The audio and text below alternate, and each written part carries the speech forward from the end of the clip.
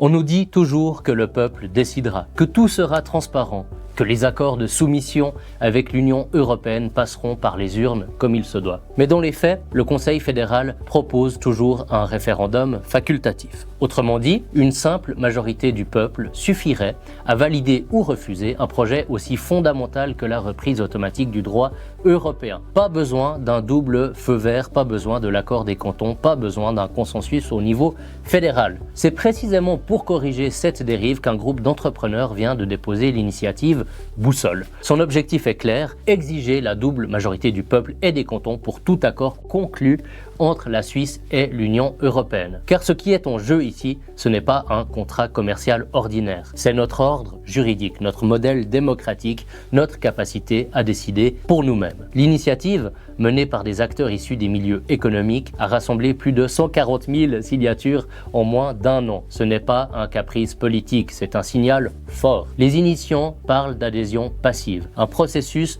où l'on renonce à notre souveraineté sans jamais l'avouer, où l'on s'aligne juridiquement sans le dire franchement, et où les décisions sont prises ailleurs avant même d'être débattues ici.